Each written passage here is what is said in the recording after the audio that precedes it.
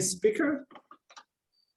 It is Galyna Livshyts from Georgia Tech, and she will present on the smallest singular value of non-homogeneous random matrices and efficient net estimates. So Hala, please, the floor is yours. Thank you very much, Alexander. So yes, I'm going to speak about the small singular value of homogeneous random matrices. I have given this talk before, and in particular, Dima has heard it actually, but I'm going to actually try and make different emphasis in this talk than I did before. And I'm also going to include a little bit about my recent project with Sasha Litvak in regards to estimating minimal dispersion point sets in the cube. So this is a point distribution seminar. So the majority of the talk is going to be about point distributions. So still I'm going to start and discuss a little bit the random matrix story kind of briefly. And then I switch to that. So imagine the following question. Suppose we pick a large integer, say 10 million or whatever, and we flip a fair die with 6 sides and squared times, and we fill a matrix, and by matrix with the outcome. So we flip, we get 1, we flip, we get 6, and so on. Question, how likely is this matrix to be invertible? That's one question. But now imagine something else happens. Imagine that now you don't roll the same die every time. Imagine you have a whole bunch of different dice with different sides, and every time for each entry you roll a separate die. Some dice might have 6 sides, some dice might have 10 sides, some dice might have maybe 100 sides. Question, how likely is that matrix to now be invertible? All right, so here's some notation that I wanted to include for this talk, by the way. I will not dwell on it. You can see the Scribble link if you want. You can read it on the Scribble. Important point, so this is a point distribution seminar again, so hopefully people here know that there exists a Euclidean epsilon net on the sphere of cardinality, at least 3 over epsilon to the power n. Moreover, actually, I can put n minus 1 here. Yeah, I can put n minus 1 if you want here. So in other words, you can cover the unit sphere in an n-dimensional space in a Rn. This is the unit sphere. This is a sphere in Rn. You can cover it with this many balls of radius epsilon. Okay, so this is something that I hope people know.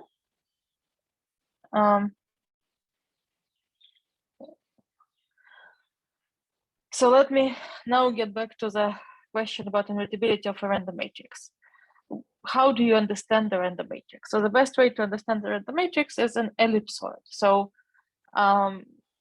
if you have a ball B to n in an n-dimensional space, an n by n matrix takes it into an n-dimensional ellipsoid. And if the matrix is invertible, then it's a full dimension ellipsoid. If the matrix is not invertible, then it's flat. It's in a subspace. So question is, how likely all the sides of the ellipsoids, all the axes, what's happening here? How do I stop? Do you see what I'm seeing here? Yes, indeed. We're okay, zoomed in. This is the big. And how do I? Okay, good. Sorry. Okay, I fixed it. So question is, how likely that all the sides of the ellipsoids, in particular the smallest side, which is the smallest singular value of the matrix, are large. So in the Gaussian case, the answer is very well known since the 90s. Edelman studied it, and here is a small ball probability estimate for the Gaussian case. So if A is a matrix with ID standard Gaussian entries and 0, 1, then the small singular value is of order 1 over square root of n, and moreover, the probability that it is much smaller than 1 over square root of n decays as a factor epsilon here. Okay, that they call that estimate a small ball probability for the smallest singular value. All right.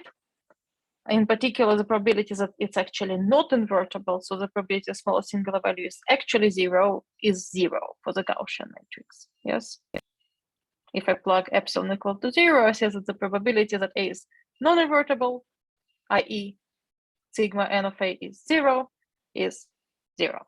Okay, Now, next, another interesting classical case outside of the Gaussian ensemble is the so-called Bernoulli ensemble. So if you have a random matrix with ±1 entries, independent of each other, then actually it could be non-invertible with a concrete positive probability, although very small.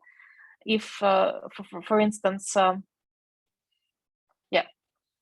if at least a pair of columns or a pair of rows coincide, then it's not going to be invertible, as we know from linear algebra, right? And that happens, one can compute it pretty easily with probability of order n squared to the power -10. So Erdős conjectured that this is roughly sharp, and the most recent progress was made by Tikhomirov, and here are some other names that worked on it. But long story short, it's some small constant to the power n, the probability is not invertible. So these two ensembles, the Gaussian and the Bernoulli ensemble, somehow are two critical kind of regimes that together encompass so-called sub-Gaussian ensembles. So a random variable is called sub-Gaussian if this inequality here at the top happens. I don't know if I can here spotlight. This inequality, if this occurs, it's called sub-Gaussian. So Rudess and Vyshinin in a pretty classical paper that actually encouraged a lot of development after, they estimated the small ball probability of a small singular value of the sub-Gaussian random matrix, and it's a sum of epsilon and some exponential dimensional factor. So epsilon corresponds here to the Gaussian ensemble, and the exponential factor to the Bernoulli ensemble, because both of them are sub-Gaussian.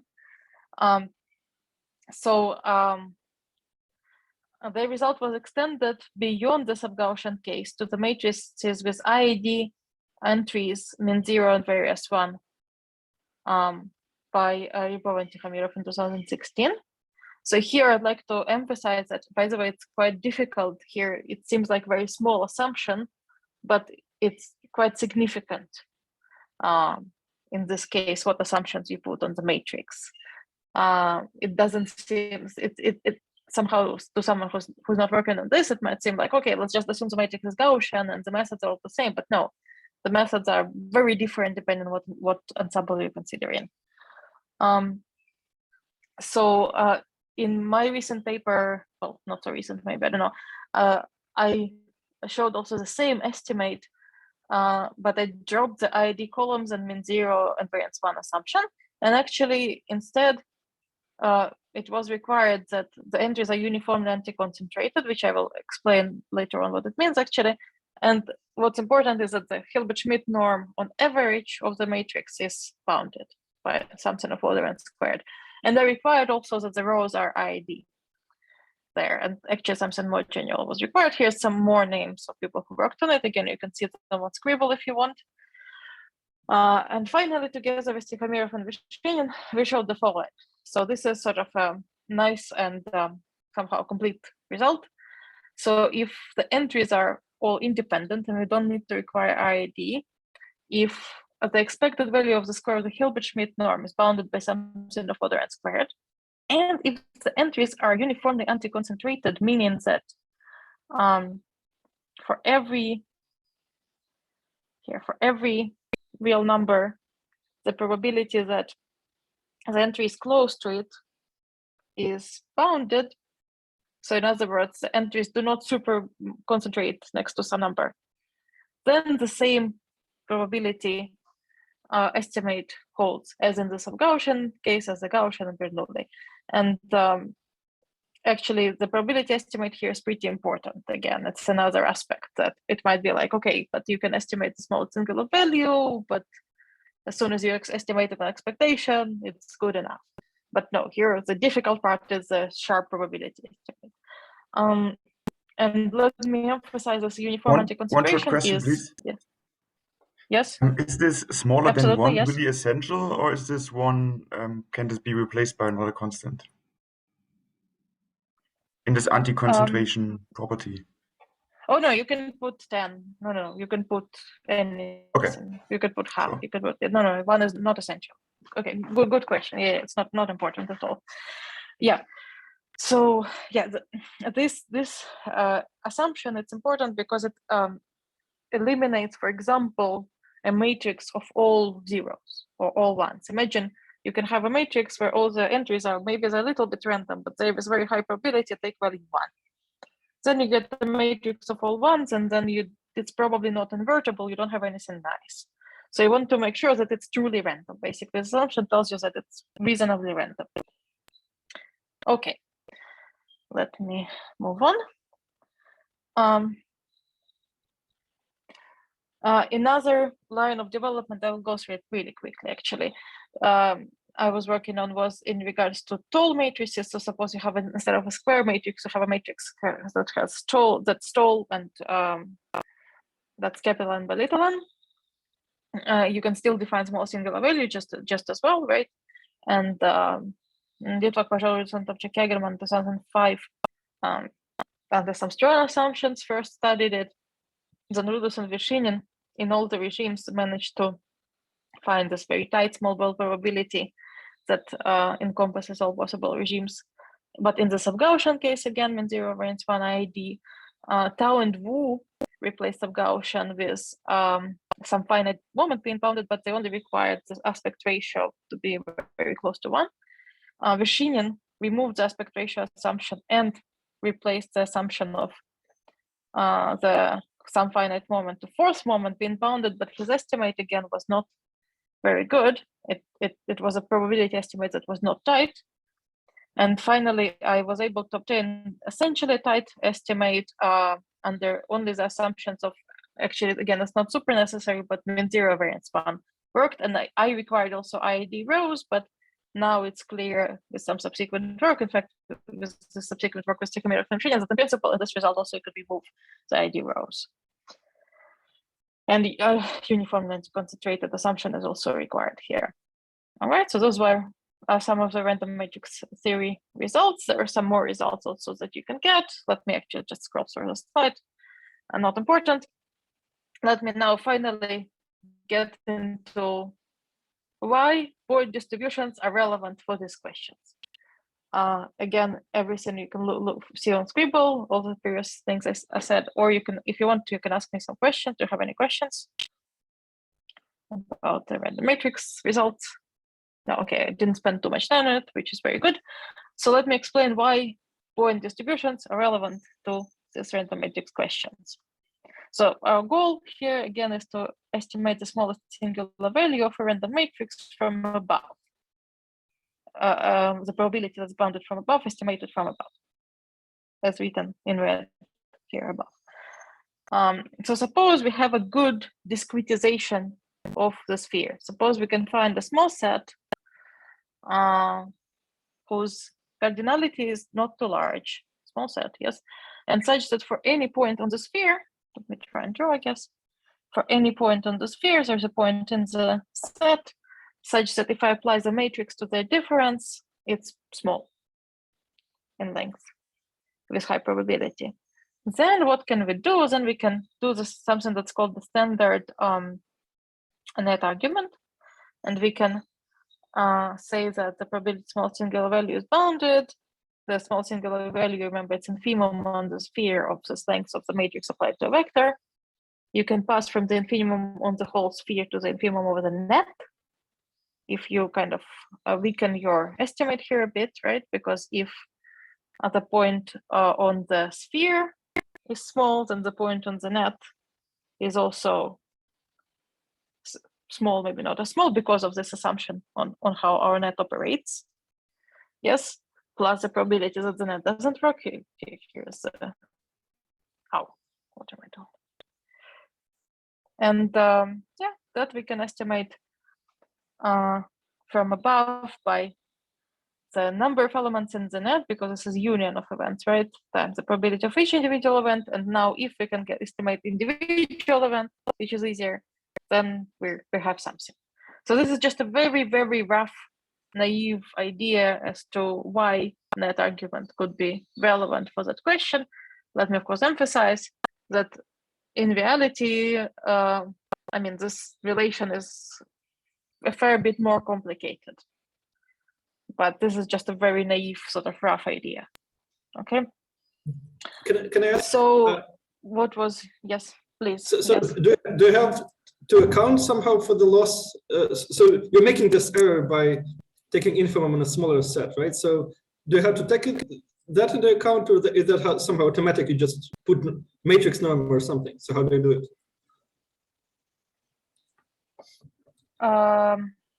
So formally, what's written on the slide is formally correct. So if I assume what's written here above, yes, that the matrix applied to x minus y is smaller than the heart, then this Okay, warrants this inequality. so the heart is the upper bound of the matrix. I got you. That's the matrix norm estimate, more or less, right? Exactly, matrix. That's exactly a very good point. Yes, so you see, the net should work in the matrix norm rather than Euclidean norm. I got you. Thanks. Very good question. Thank you so much. Yes. So this is a key feature. Okay, so in the question, can we make such a net? And so the next slide is the theorem that yes, we can make just exactly this kind of a net. So there exists a deterministic net, not too far from the sphere, of reasonable cardinality. And I'm emphasizing it's a light version. I will show you later on a kind of heavy version, such that for any integer, capital N, and any matrix A, capital N by little n, with independent columns, with high probability, we have an approximation like that this matrix applied to x minus some existing vector in the net is bounded by what happens to be the square root of the expected value of the Hilbert-Schmidt norm squared, divided by little square root of n. So this is sort of the key result.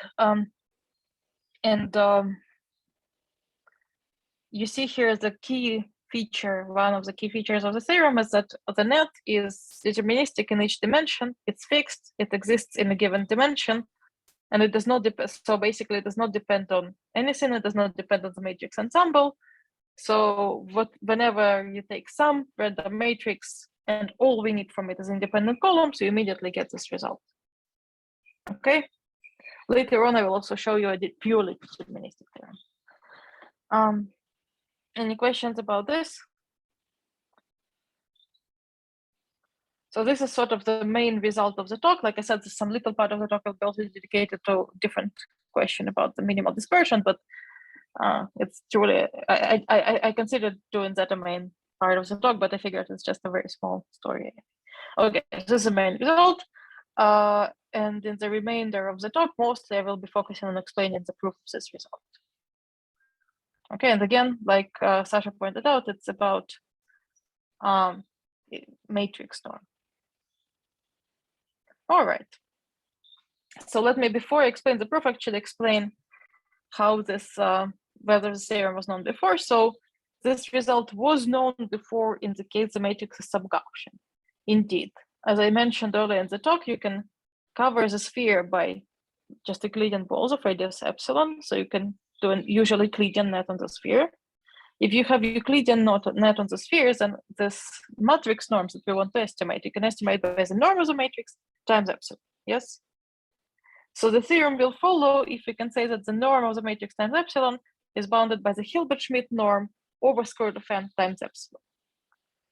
Remember that the operator norm of any matrix in the world is bounded from above by the Hilbert-Schmidt norm and from below by that one over square root of n of the Hilbert-Schmidt norm. So if this bottom estimate is tight, then we would be in business. And actually for sub-Gaussian and zero variance one matrices, the bottom estimate with high probability is tight. So the net construction in the sub-Gaussian case is kind of a no-brainer. And that is what was in the at the core of the results of Prudence and Lushinian. They didn't bother with like super fancy nets. The results are very, I don't want to, so the results are very foundational and very difficult. And again, I want to emphasize that just constructing a net is still very far from being enough to get the theorem. But this is kind of explains why sub-Gaussian assumption was useful. But if we don't place strong assumptions on the matrix ensemble, this the Hilbert-Schmidt norm could be very far from the operator norm. Like it's simply not true. Okay.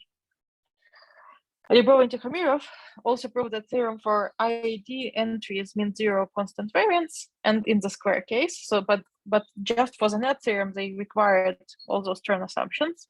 And Gudon, Litvak, and Tatarko extended it for the case when the matrix is tall, but they still required the ID entries and ID column. No, they required ID columns, not ID entries, but they required independent rows also. So the advantage basically of the theorem is that it doesn't assume anything about the matrix. It doesn't require mean zero, it doesn't require same distribution, it doesn't require same variance, it doesn't require independence of columns at all. And in fact, the fact that columns could be dependent is crucial for that tall matrix, the theorem that I mentioned earlier. So this is the theorem. So let me now switch to explaining the proof of that net result. And once again, you can go to Scribble to see if you want to scroll back to the formulation. Okay, so one of the steps, the first step of the proof, before I say, are there any questions?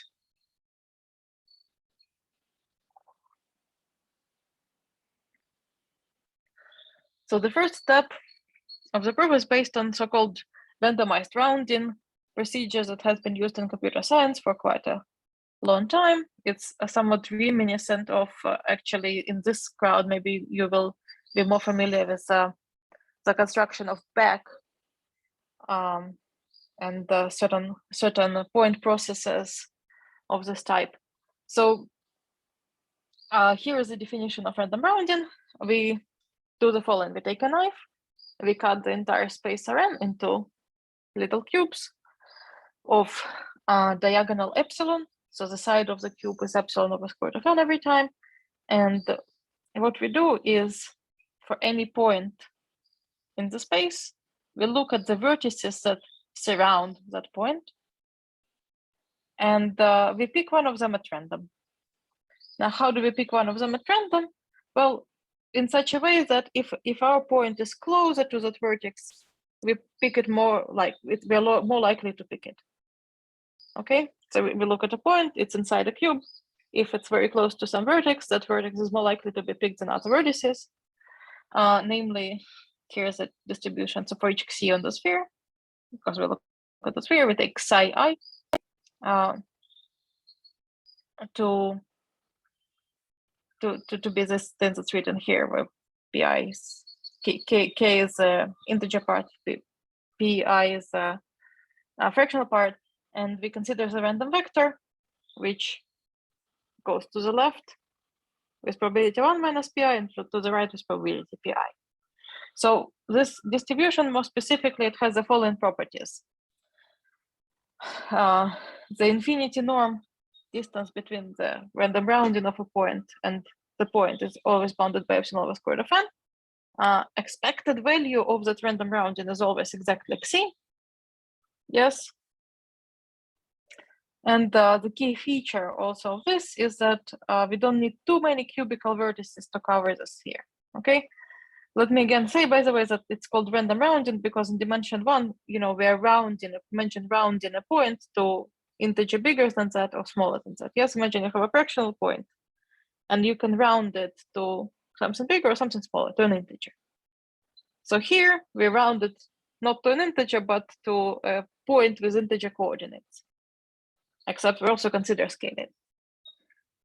Okay, and we do it at random. So a sphere, the sphere can be enclosed into and be covered by a bunch of cubes. For example, you can use lattice cover and don't have to. And the key cool feature here is that the cubes are smaller than the balls, but you only need as many of them, if you know what I mean. So the diagonal of these cubes is epsilon, but you need something of order 200 over epsilon to the power n. Actually, you need something of order 5 over epsilon to the power n to cover this unit sphere with the cubes. It's an exercise, let's say. Therefore, if you are looking at all the points on the sphere, all of the cumulative random roundings will be in some very limited collection of points, only 200 over epsilon to the power n of them. Okay. And again, so the infinity norm between the sphere and each point is not so large. The expected value of the random rounding procedure is xi, and most importantly, here, the expected value of eta c minus c with a scalar product with any vector can be bounded by epsilon squared over n times the norm of that vector. Let me now move to the next slide to explain why this is important. Why is it not? What's happening here?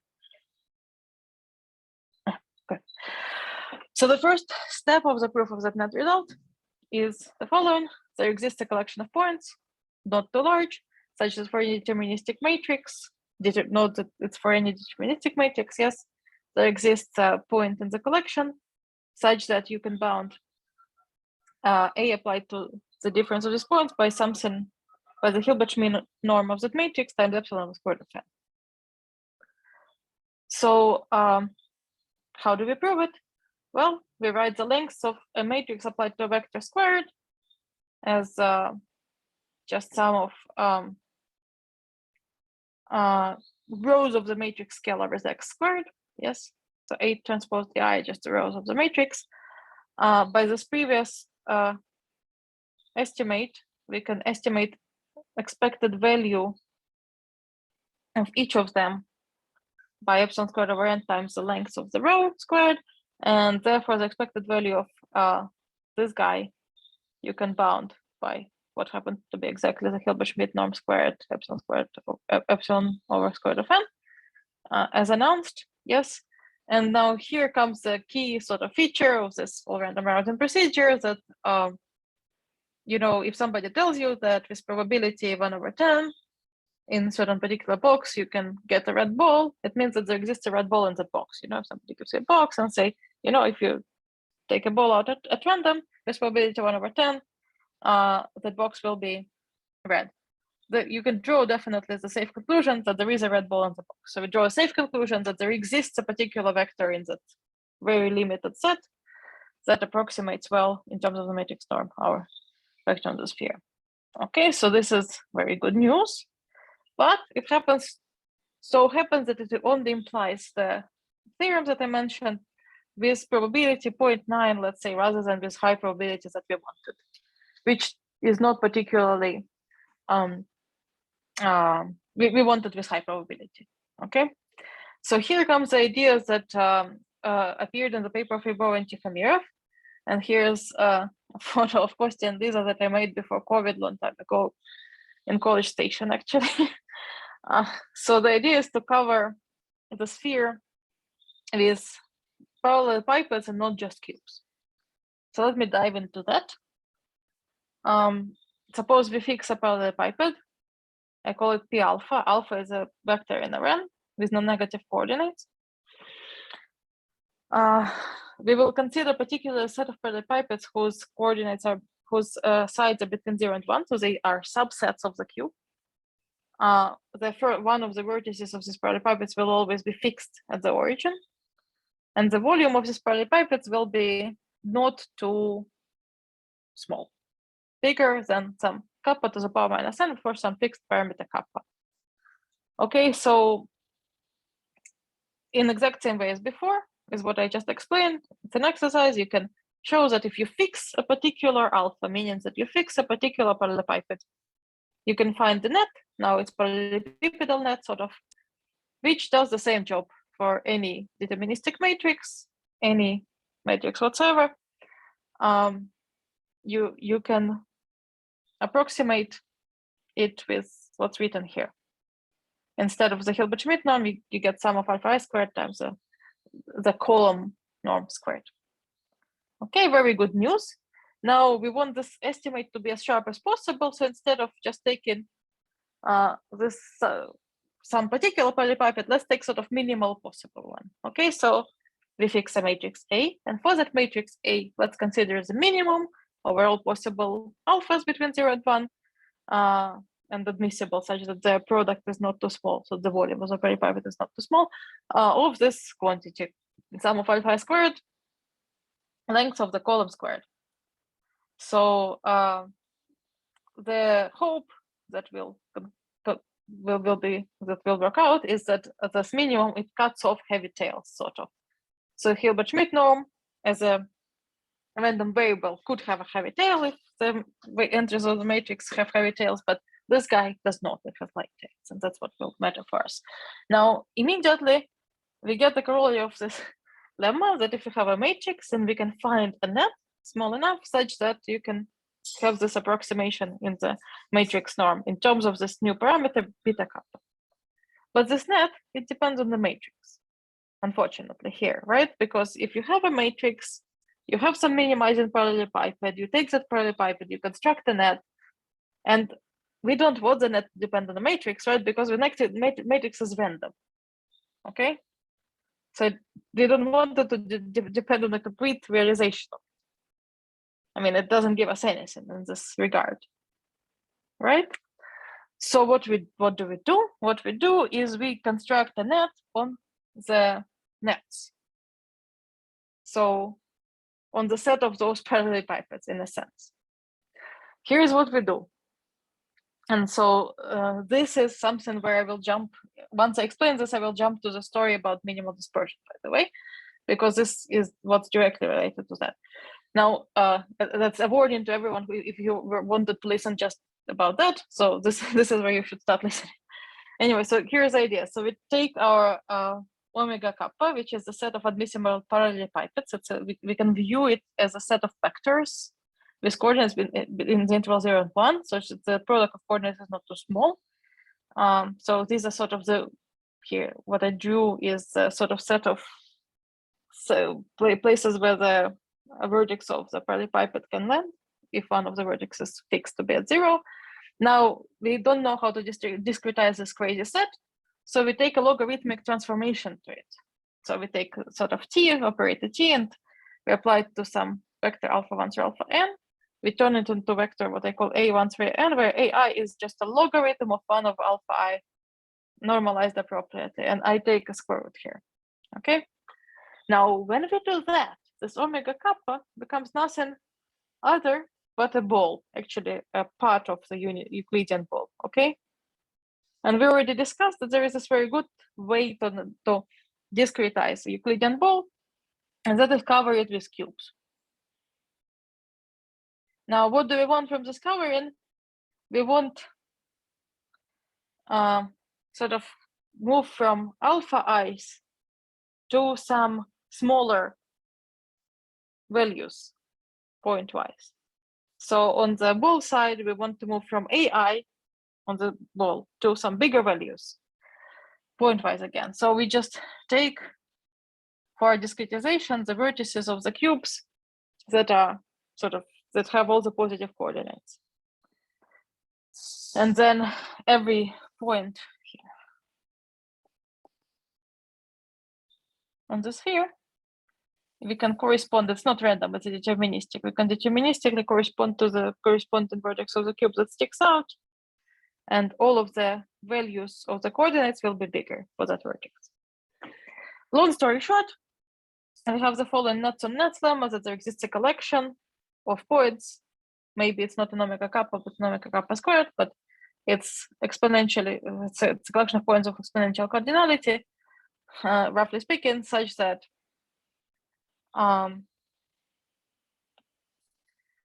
for every alpha, there is a beta, for which we can compare our beta kappa to the minimum. And this time we take a minimum not over some countable set, but over finite, not over some uncountable set, but over finite set. Okay, so this is our advantage. We don't need to fix a particular parallelepiped for each matrix. We can sort of look at all of them together, and we're free to take that minimum. Any questions so far?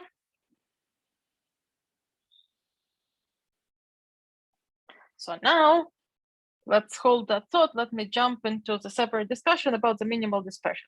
This is joint work with Sasha Litvak. Let me have a swig of water. So I will go back to the short remainder of the story about about the net construction after I talk about this minimal dispersion, but now mostly I will talk about this minimal dispersion. Okay.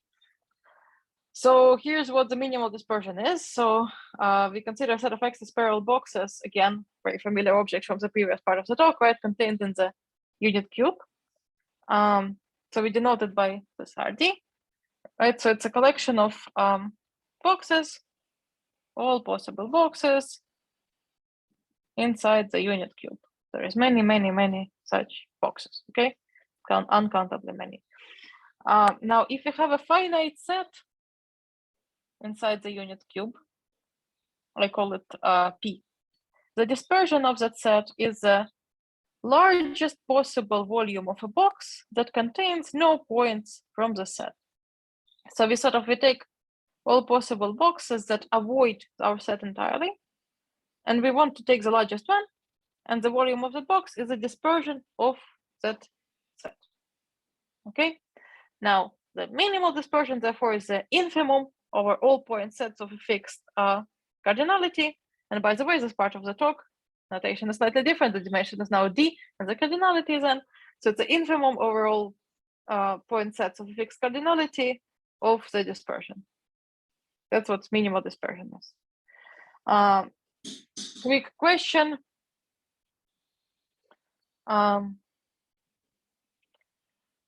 No, okay, before I do quick question, so let me explain now the quantities that I will be discussing in this talk is the inverse function of d star, and it's a function n epsilon d.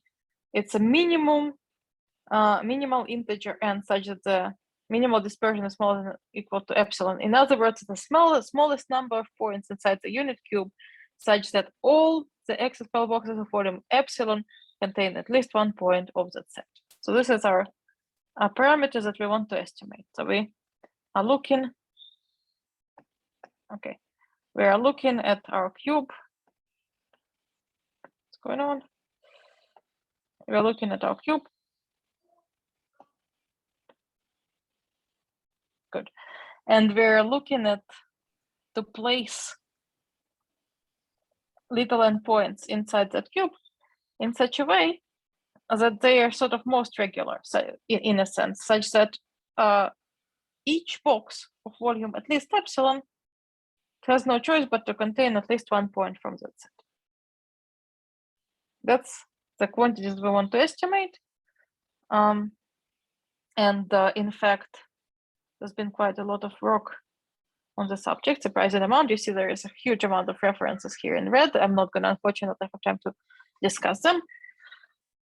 Together with Sasha Litvak, we showed that if epsilon is sufficiently small, smaller than 1/2, then let me make a comment about it in a second. This quantity n epsilon d can be bounded from above as written here. Moreover, random choice of points with respect to uniform distribution on the cube gives the result with high probability. Several comments are here in order. Now, first of all, by the way, question for understanding. Now, what is n 3/4 d? Can somebody tell me what is n 3/4 d for some dimension d? What is it equal to? Say that again. So what's n 3/4 d? So let's look again at the definition, because I want, so the definition is Oh, the minimal number of points that epsilon. Okay, I gotcha. what if epsilon equals to 3/4? What is the dispersion for any dimension? What is the smallest number of points that you need to put in a cube such that any box of volume 3/4 contains at least one point from that set? Well, let's say 4 to the d. Wrong. I mean, no, not the smallest. No, you can do smaller. 1. 1. Okay, Ryan, good. 1 is correct answer. Yes, because what you can do is, yes, you can draw your cube. I don't understand what happens with this pencil. Something. Zoom doesn't support drawing too well. Okay, so you take the point at the very middle. Yes, and then of course every box of a volume at least 3/4 has no choice but to contain it. And 1 is enough. Okay, so together with Sasha, here we showed that if you take random points in the cube, it's enough to take that many random points so that this property is satisfied. And interestingly enough, even though you don't expect random points to give you anything good, actually Sasha did, but I mean, honestly, everyone in this room, of course, knows that random points don't give you good sort of fill in point distributions, right? But it turns out that we got the best result in some regions there. For some values of epsilon, our estimate is actually better than any other estimates, which is strange. So this is a whole list of references that's known here. Our estimate is almost sharp. Somebody estimated that the random points can give you, I believe, D. No.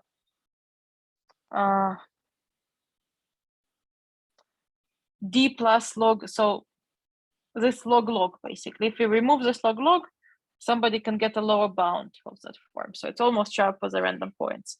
Now, of course, the random points are not expected to be the best answer here, and in fact, much more reasonable construction would be to split to the construction of Beck and to split the cube into smaller cubes or parallelepipeds and take some amount of random points in there. And this is exactly what was done by Book and Chow, and they got a very good result that they showed that up to some dimensional constant, this minimal dispersion is always of order 1 over epsilon. Which is good, apart from the fact that the dimensional constant was not sharp.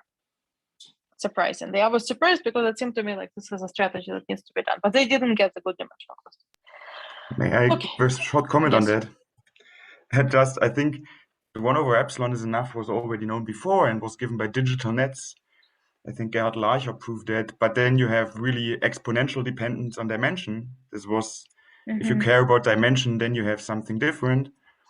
I think the proof is not. So that you have 1 over epsilon is kind of easy to show with other techniques also. I just want to say that for random points, it's the result of myself and Jan Wüberer, we have actually an upper bound with only log D. And I think, just to say that, because you said it's not clear that random points give something good, I think if you think about very high dimensions, then maybe random points are the best we can get, right? I don't know. So I don't know very good constructions in very high dimensions. Yeah. In very high dimensions, so I think this logarithm of 1 over epsilon you cannot remove. So if epsilon is very small, yeah, that's true. That's true. If you consider very, very small epsilon, then you also have this D, I think. There are also lower bounds, and you need this log 1 over epsilon for random points and so on. I just want to say that you also get an upper bound with log D, so only logarithmic in D. And that's also proven by random logarithmic in D divided by epsilon? Divided by epsilon squared, essentially. There are also some logarithmic constructs. Okay, but so by epsilon squared, it means that if epsilon is small, then it's, I mean, we consider in this, philosophically, in this work, we consider epsilon like exponentially smaller. Yeah, sure. I just want to say that about 5 of the guys in the list of your references don't care so much about epsilon, they care more about D. This was just my comment. I'm one of them. Thank you so much. I really appreciate your comment. Thank you so much. Unfortunately, because like I said, this story is like a small story for me. It's a small story. I didn't intend to give much about references. I'm sorry, indeed. So I guess so Ulrich and Wüberer is a paper which, like I said, give the lower bound and some upper bound for random points. Yes. Okay. And yeah, like I said, there's a huge amount of references. Sorry, I'm not gonna talk much about it. Now, how do we get it? So how much time do I have, by the way? Do I have like, what, 6 minutes? Yeah, sure. So 6 minutes, let's say. Yeah. 6 minutes. Okay, something like that. Okay, so the idea is in order to get anything, we again do a net argument. And we constructed sort of delta approximation of the collection. So BD of epsilon is the boxes. These are the boxes. Okay, never mind. You know what? These are the boxes of volume at least epsilon, and B naught. These are boxes of volume at least epsilon whose one vertex is at the origin. Okay, and we define delta approximation of this collection if we have a finite collection of boxes such that at least one box from this finite collection is inside each box of our boxes, and the volume is bigger than delta. And there is this this is very simple sort of just net argument lemma by Rudolph that was also extended by Litvak. that says that if we have a delta approximation for the collection of boxes, then this parameter n epsilon d, we can estimate in terms of the logarithm of this approximation divided by delta. So in other words, we can sort of pass from just n to logarithm of it. So we sort of iterate and we get the logarithm of the quantity. Now, so basically everything boils down to, again, constructing a net on nets. Like I said, constructing a collection of boxes that will fill in all our boxes. So in the case when boxes contain the origin, we prove the following lemma, which, like I said, which is basically just a small upgrade on what I explained earlier, the nets on nets lemma. But this is actually a very precise answer. And the precise answer says that if you have boxes whose one vertex is at the origin of volume epsilon, then you can have a delta approximation with them with this value of delta that is exactly equal to the entropy, to the number of simplexes minus omega simplex that cover simplex in dimension d. I don't understand what happened with here. So this is sort of the picture.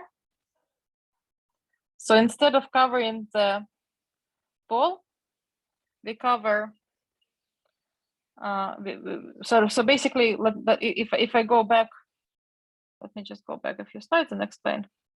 So I don't understand why it's not scrolling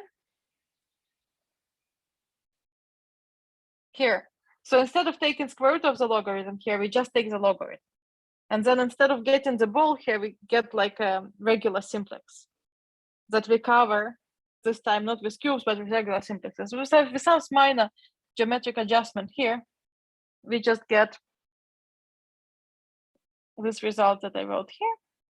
And then we can get the net on all boxes, delta approximation for all boxes in the cube, just by considering shifts. It seems kind of lossful, and we do probably lose something here, but we consider like a bunch of shifts of the boxes that one vertex at the origin, and if we have many of them, in principle, we're in good shape. And so this way we prove our thing. That's it. Why is it not scrolling?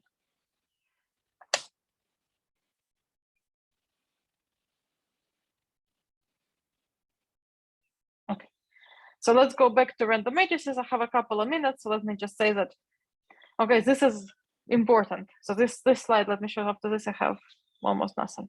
Okay, so there is a net that serves all deterministic matrices, okay?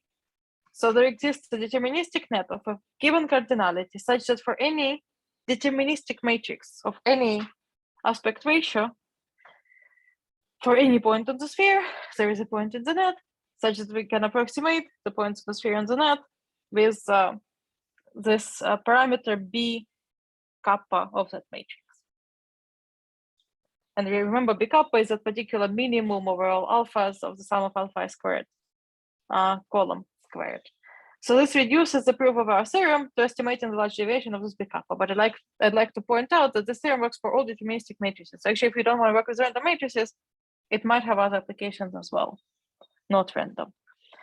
So indeed, this b kappa does have good large deviation properties with respect to the Hilbert-Schmidt norm. I'm not going to dwell on that.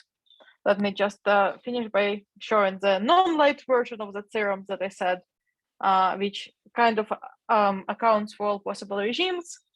So you can have a net that approximates points on the sphere, but fairly well with respect to the matrix norm that is not too large, that does it with arbitrary probabilities that you want, and for different regimes of the random matrix results that I claim, there we need sort of different regimes of the theorem. Actually, there's 3 different regimes that are required. So that's not non-lite version. And thanks for your attention. Great, thank you very much. Thanks. So while So first, let me invite questions and comments. And Halek, maybe can you show us the previous slide? So while we're thinking about questions, we just stare at the non-lite. Yeah, great, excellent. Okay. So now let me invite questions. Is this Dario? No, it's not Dario. Sorry. Maybe I would ask another one. So Please maybe ask, yeah. it was regarding the dispersion result. Let me try and scroll there. So I'm trying to scroll. For some reason, it doesn't scroll so fast as I would like. somehow accidentally or fortunately, I discussed your result together with Konstantin Ryutin and his students yesterday, and we were somehow discussing if your approach can be somehow improved. So you don't know the paper of Jan Wieberei and mine in detail where this log D comes from, or the Sosnovec one. Do you know how this works? How do they get? Yeah. Sosnovec one had better results for large epsilon. Is that correct? Yes. So he proved that log D is enough, but he did not specify the epsilon dependence. And Jan and myself then proved that we get log D, but with 1 over epsilon squared, essentially. And okay, and what we did is what we think is if we have big epsilon, then we can just split up the whole problem into many sub-problems, so log D sub-problems, and then use another thing. So okay, do you think in your and this uses deep results of Noga Alon and guys about splitters and some error correcting codes and so on. Do you think that in your setting there is an improvement possible? So something for big epsilon? Definitely. Or do you I think it's we were, in my opinion, relatively lazy. So I think that one should be able to get the optimal rate without that logarithm. So if you cross out that logarithm, the rate becomes actually optimal. But you mean the rate in epsilon and not the rate in D? Yes, but I believe that D plus log 1 over epsilon is the sharp rate. Galyna, I can't hear you. Are you covering your microphone or anything? Uh-oh. Can you hear me now? I can barely. You suddenly got a lot quieter for me. Yes. Damn it. Let me see. Maybe I should. Okay. I thought I'd take the. I'm so sorry about that. Okay. No, you're back. Okay. So you are correct. I'm sure that it's possible. That I believe that if you cross out that log, it becomes sharp, completely sharp. Okay, it's D plus log 1 over epsilon. I believe it's like this. I think that no, I think I can disprove at least for large epsilon, or let's say it like that. For Maybe for fixed very epsilon, large. It really depends on the region, right? So I think if you only talk about epsilon going to 0, I think I agree, but I think we don't know the precise answer now for the other regimes. Okay, so So for large epsilon, I don't think that our approach is so good, or at least you need to work quite hard. Well, I mean, maybe it is, but you need to be more careful. So like all the things that we do, all the covering arguments, we have in mind that epsilon is like exponentially smaller. And exponential in D small. Yeah. This is definitely the regime we were shooting for. So if you want epsilon to be like polynomially small in D only, you need something else. I mean, you need to do coverings, be careful. You need to use probably sparsity a little bit. I don't know. It's probably possible. But like I said, so from our result, one improvement that's possible is to remove this log, which I think should be possible. And the way to do it, I think, is to estimate the net better somehow, rather than doing these 2 steps and shifts don't shift, but like somehow get a better estimate and then try and iterate the Rudolph lemma more than once, rather than just go. So basically, because the net on the boxes is kind of the same as this distribution of points, it's the same quantity more or less. So you could just iterate it many times and do log, and you remove that logarithm. Yeah. Thanks so much for your question. Yeah, thank you. I really appreciate it. Okay. Are there any other questions? So I'm not an expert, so I'm going to happily ask the silly questions. So I was curious about the geometry. So you said that basically the boxes, the dispersion boxes, they form a simplex, right? So I sort of can imagine how the parallelepipeds are a sphere. So how these are a simplex? So where does simplex come from? Maybe you could explain a little bit geometry. Let me go on Scribble. Let me stop sharing this. Let me share screen. Let me start broadcasting, and let me try and open the Scribble. Okay, so you have this is my slides here. Let me scroll. Okay. It's page 27. Fine, I'll just go to the next page. What happens with the simplexes? Okay, so you have, again, this picture. This is omega kappa. You can say it's a collection of points alpha I in Rn, such that alpha I are between 0 and 1, and such the product of alpha i's is bigger than or equal to, let's say, kappa to the power minus n. This is my omega kappa. I want to discretize it. Instead of turning it into a ball, I turn it into a regular simplex like this. Okay, and so what I'm doing is I say AI is log 1 over alpha I, and I want to normalize it, and I guess I put n log kappa here, and that way product of alpha I being bigger than kappa to the power minus n becomes sum of alpha AI's is being smaller than 1. Do you agree? I see, just logarithmic transformation, basically. I got you. Exactly. So that way you get this regular simplex. So you want to now have a net on that regular simplex so that all the points have a correspondence to a point, all of whose coordinates are larger. So now what happens is you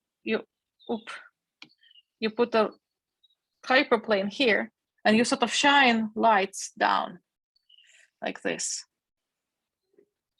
And in the spotlight, you want to cover as many points. You want to cover all those points in as little spotlights as you can. Now here there's a game of 2 parameters, right? If you move your hyperplane further away, right, you need less spotlights. But then you lose other things. You lose the delta in your approximation. If your hyperplane is very close, you need more spotlights. But now how does the intersection of the spotlight with the hyperplane look? Well, it's nothing but precisely minus the simplex, right? So this guy will be the simplex, regular simplex, and here you have minus gamma simplex, and gamma it corresponds to the distance of that hyperplane to the origin. Does it make sense? Yes, very nice. Thank you. Yeah. Thanks. Any other questions?